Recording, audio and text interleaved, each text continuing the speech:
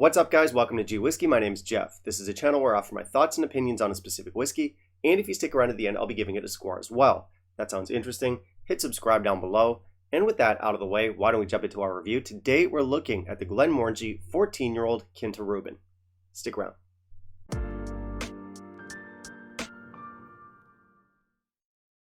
So we're looking at another Glenmorangie today. We have the 14-year-old Quinta Ruban with us. Glenmorangie, I've reviewed a bunch of their whiskeys on this channel. It's a hit or miss distillery, really, but I do like them. I think they have a great house style.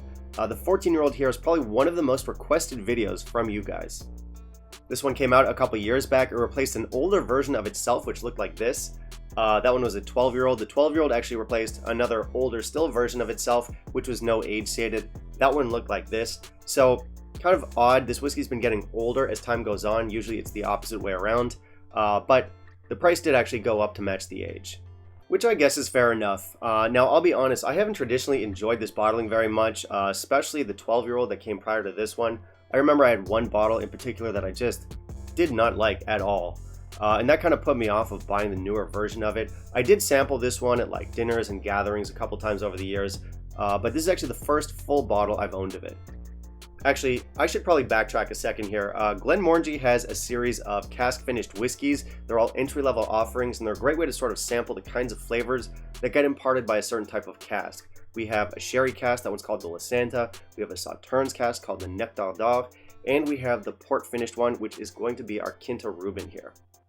Anyway, yeah, as I was saying, this is my first bottle of the new stuff, and I was a little bit apprehensive. Again, I wasn't traditionally a big fan of the older versions.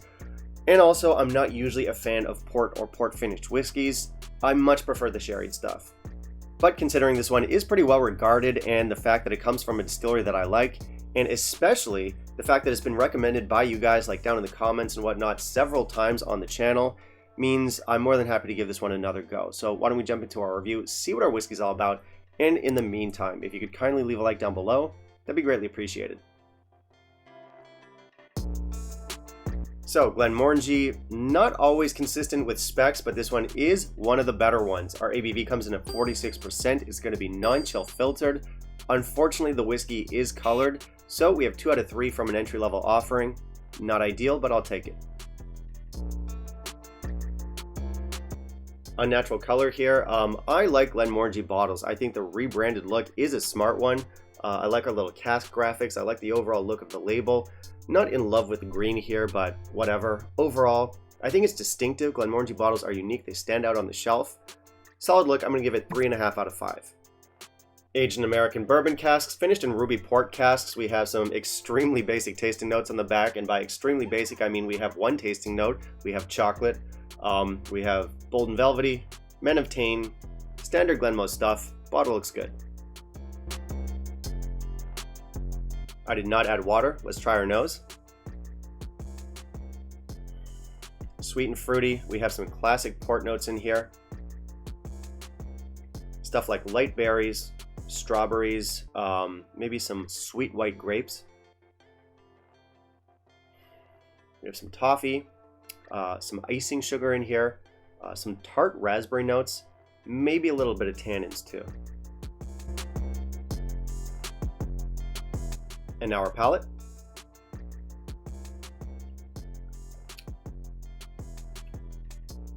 Okay, that sweetness keeps coming. Lots of icing sugar, chocolate mousse, more of those like light berries, candied fruits. We also have kind of a cool note in here. We have blue raspberry candy. It's that artificial flavor that we used to get in a lot of our sweets, like back in the 90s. I'm getting some of that in here. We also have some tannins and some cinnamon. Let's try our finish.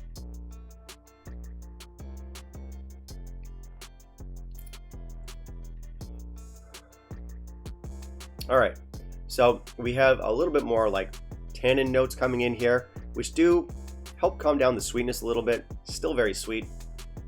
Plums, cinnamon, some leather in here. Bit of creme brulee, and some light berries. Finish is short to medium.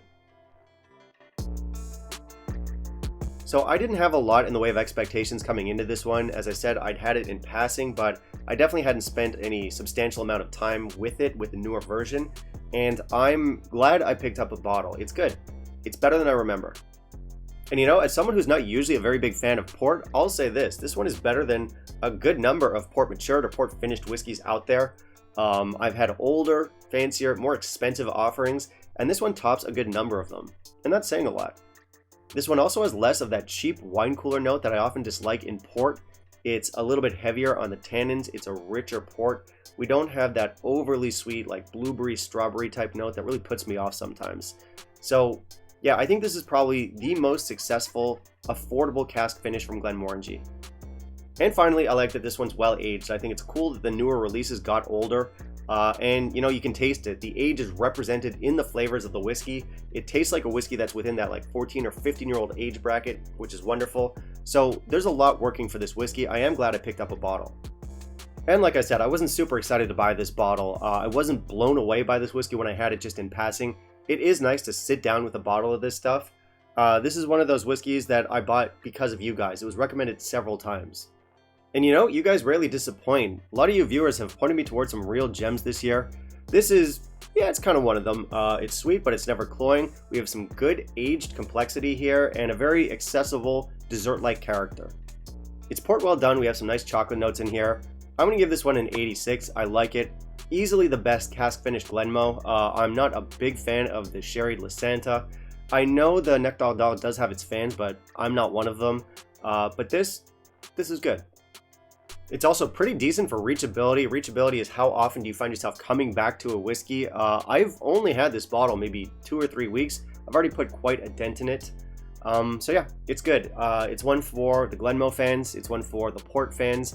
If you're a fan of like dessert style whiskeys, definitely some very broad appeal with this one. So it's a nice sweet little indulgence. It's another good whiskey for the holidays. I'll definitely be digging into this one over Christmas. And it's affordable, which brings us to value. So this one did go up in price when they rebranded, but the age statement went up too, so fair play. It's still priced as an entry-level whiskey, which I think is pretty cool because it's a 14-year-old. This one, at least in my market, is only going to be a few dollars or pounds more than your standard entry-level 12-year-old whiskey. And this one is going to be better than most basic 12-year-olds, not just because it's a couple years older, but the quality is there. Again, this is coming from someone who's not really a fan of port. I do think this is one of the better executed port-finished whiskeys you can get. So it's widely available. It's not going to break the bank. This one's recommended. Alright, that's it for me today, guys. Thank you very much for watching. If you want to help support the channel, please consider becoming a patron. Otherwise, like, comment, subscribe, always appreciated. And I do want to hear from you. Have you tried our Glenmorangie 14-year-old Quinta Ruban? What were your thoughts? Finally, down in the comments below, let me know what you want to see me review next. I'll keep it in mind for my upcoming videos. Bye, guys.